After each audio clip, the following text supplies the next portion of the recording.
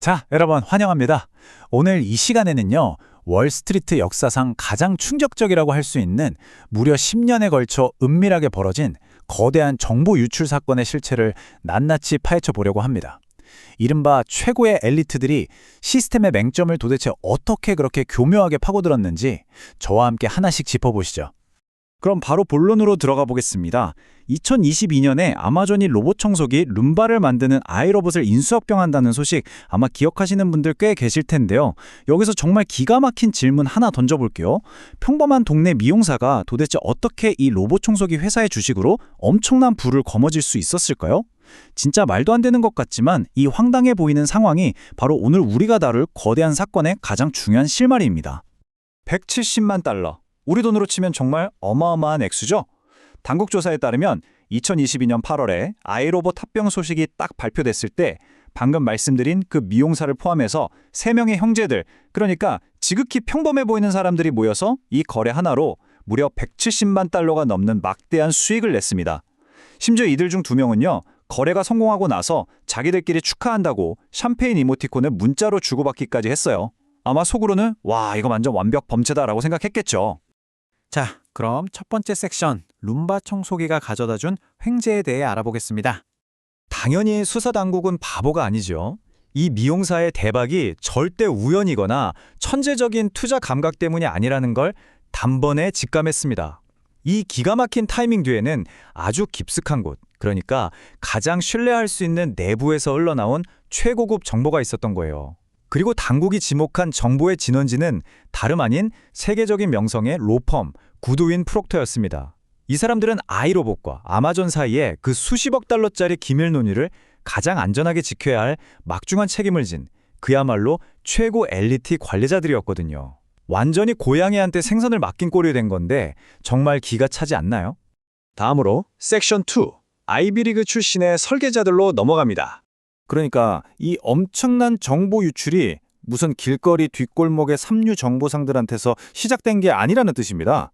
이 범죄를 처음 설계한 사람들은요. 수억 원대 연봉을 받는 월스트리트 최고 로펌의 엘리트 M&A 변호사들이었어요. 한쪽을 보면 예일대 졸업생의 구두인 프록터, 시들리 오스틴, 그리고 투자은행, 라이언트리 같은 아주 화려하고 세련된 최고급 금융의 세계가 있죠. 그런데 반대쪽은 어땠을까요? 이 고급 정보가 실제로 전달되고 거래된 현장은 엉뚱하게도 플로리다의 카지모, 그리고 시장의 형제들이라는 이름의 왓츠앱 차팅방이었습니다. 가장 우아한 곳에서 탄생한 기밀이 가장 원초적인 길거리 뒷골목으로 그대로 흘러들어간 셈이죠. 그럼 도대체 이 치밀한 짓을 꾸민 핵심 인물들이 누군지 한번 살펴볼까요? 면면을 보면 진짜 입이 떡 부러집니다. 예일대 로스쿨 출신인 니코로 누라프찬, 조지 워싱턴대 출신의 로버트 야드라그로프, 그리고 명문 로스쿨을 나와서 왁텔이나 웰가셜 같은 그 초일류 로펌에서 일했던 아비 수통과 가브리엘 거슈이츠까지. 이렇게 최고 수준의 교육을 받은 엘리트 변호사들이 조직적으로 자기 직장의 기밀을 도둑질한 겁니다. 아니 도대체 왜 그랬을까요? 이미 가진 것도 많고 잃을 것도 너무나 많은 사람들이 굳이 왜 이런 미친 짓을 감수했을까요? 그 이유에 대해서 한 로스쿨 동기가 남긴 아주 흥미로운 이야기가 있습니다. 이들이 주니어 변호사 시절부터 이미 수십만 달러를 버는 엄청난 고소득자였거든요. 그런데 뉴욕 상류층 사회라는 곳이 참 무서운 게 주변 동료들의 그 화려한 라이프스타일을 나도 똑같이 따라가야 한다는 보이지 않는 압박감이 장난이 아니었던 거죠. 결국 그 끝없는 허영심이 엄청난 현금을 계속 필요로 하게 만들었고 돈에 대한 갈증이 이 똑똑한 사람들의 이성을 완전히 마비시켜버렸다고 볼 수 있습니다. 이어서 섹션 3. 범죄의 작동 방식입니다. 자, 그럼 여기서 의문이 하나 생기죠. 아무리 내부자라도 세계 최고 수준의 보안을 자랑하는 일류 로펌에서 어떻게 그렇게 오랫동안 꼬리를 밟히지 않을 수 있었을까요? 알고 보니까 이들이 쓴 은폐 전술이 허무할 정도로 간단하면서도 엄청 치밀했습니다. 주동자인 오랍차는요, 시스템에서 기밀 문서를 직접 더블클릭해서 열어보지 않았어요. 대신 항상 미리 보기나 읽기 전용 모드만 써서 시스템에 남는 자기 디지털 발자국을 최소화한 거죠. 게다가 당국 조사 결과를 보면 이 사람은 심지어 로펌을 공식적으로 휴직하고 있던 와중에도 몰래 시스템에 접속해서 아이로봇 합병 계약서 초안을 들여다보는 엄청난 대담함까지 보였습니다. 진짜 대단하지 않습니까? 그럼 이쯤에서 이 정보가 전달되는 과정을 한번 따라가 보겠습니다. 월스트리트의 최고급 기밀이 동네 미용실로 흘러가는 이 황당한 파이프라인을 보세요. 먼저 누라프찬이 시스템에서 몰래 정보를 빼내서 자기 동생 로렌조한테 슬쩍 귀띔을 합니다. 그럼 로렌조는 자기 단골 미용사한테 가서 머리를 하면서 이 비밀을 털어놓고요. 또 그 미용사는 주식 거래를 좀 할 줄 아는 자기 친구한테 이 꿀 정보를 은밀하게 넘겨주는 거죠. 나중에 진짜로 합병 발표가 나니까 그 친구가 미용사한테 대박, 진짜 네 말이 맞았어 하고 문자를 보냈다고 해요. 와, 이건 진짜 영화보다 더 어처구니 없는 연쇄고리 아닙니까? 다음 섹션 4. 10년에 걸친 기만입니다. 방금 말씀드린 아이로봇 것만 들어도 진짜 어이가 없는데 놀랍게도 이건 빙산의 일각이었습니다. 이 조직이 도대체 얼마나 오랫동안 미국 금융시장을 농락해왔는지 그 10년간의 타임라인을 한번 짚어볼게요.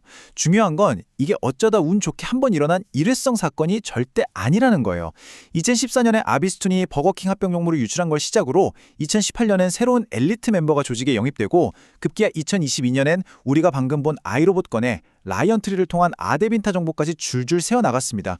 무려 10년입니다. 10년이라는 긴 세월 동안 아주 체계적으로 로펌 시스템의 단모를 빨아먹은 겁니다. 자, 이 스케일이 얼마나 엄청난지 확 와닿게 해드릴 숫자 3가지를 연속으로 보여드릴게요. 첫 번째 숫자는 30입니다. 이 일당은 존슨앤드존슨, 퀄트릭스 같이 이름만 들어도 알만한 대형 기업들의 굵직한 M&A 거래 정보를 무려 30건이나 미리 빼들렸습니다. 이 30건의 거래들이 움직인 경제적 가치를 생각해보면 진짜 상상을 초월하는 수준인 거죠. 두 번째 숫자 역시 30인데요. 이번엔 기소된 사람의 수입니다. 파장이 얼마나 컸는지 미국 검찰이 무려 30명을 형사기소해버렸고요. 증권거래위원회 SEC에서도 별도로 21명한테 민사소송을 걸었습니다. 말 그대로 엘리트 로펌 직원들부터 시작해서 동네 지인들, 심지어 플로리다 카지노에서 만난 사람들까지 그물망처럼 촘촘하게 얽혀있던 조직이 싹 다 일망타진된 겁니다. 세 번째 수치는 진짜 입이 떡 벌어집니다. 바로 630만 달러의 리베이트 수익이에요. 검찰 발표를 보면 범죄 초기 5년 동안에 핵심 멤버인 야가로프가 러시아에 있는 딱 한 명의 트레이더한테서만 이 630만 달러를 뒷돈으로 챙겼다고 합니다. 우리 돈으로 80억 원이 훌쩍 넘는 금액이죠. 이렇게 긁어모은 엄청난 불법 자금은 다시 다른 변호사들한테 나눠지면서 이 범죄 조직이 10년 동안이나 아주 끈끈하게 유지되는 원동력이 됐던 겁니다.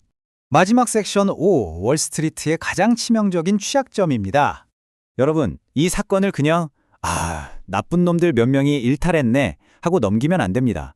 오늘 우리가 진짜 주목해야 할 핵심은요, 고도로 발달한 이 거대한 금융산업에 얼마나 치명적인 시스템적 결함이 있는지 그 민낯이 아주 적나라하게 드러났다는 거예요.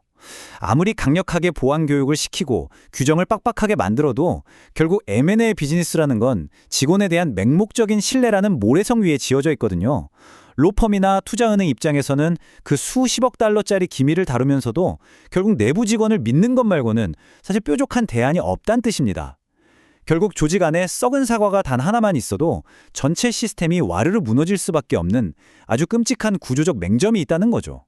여기서 규제 방어 전문가인 빌 싱어 변호사가 남긴 아주 뼈 때리는 지적을 하나 소개해 드릴게요. 10년 동안은 안 걸리고 번창했으니까 그 똑똑한 사람들이 머리가 좋았던 건 맞겠죠. 하지만 끝까지 갈 만큼 영리하지는 못했습니다. 진짜 전곡을 찌르는 말이죠. 최고 엘리트 코스를 밟은 이 천재들이 시스템을 속일 만큼 똑똑하긴 했는데 결국 카지노에서 만나서 작당 모의를 하고 문자로 샴페인 이모티콘이나 날리고 80억짜리 거액의 리베이트를 송금받고 자기들 손으로 너무나도 뻔한 범죄의 흔적을 뚝뚝 흘리고 다녔던 겁니다. 정말 인간의 그 끝없는 오만함이 불러온 완벽한 코미디자, 어찌 보면 비극이라고 할 수 있겠네요. 자, 이제 오늘의 해설을 마무리하면서 여러분께 정말 깊이 고민해 볼 만한 질문을 하나 던지고 싶습니다.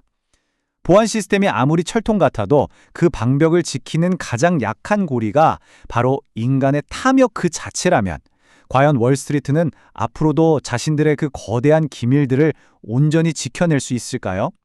제도를 아무리 완벽하게 설계해도 결국 그걸 굴러가게 만드는 건 다름 아닌 사람이라는 아주 뼈아픈 교훈을 남긴 사건이었습니다. 오늘 이 시간이 지금의 금융 시스템이 가진 구조적 취약성에 대해 다시 한번 생각해보는 계기가 되었기를 바랍니다. 끝까지 함께해 주신 여러분 정말 감사드리고요. 늘 호기심을 잃지 않는 하루 보내시길 바랍니다.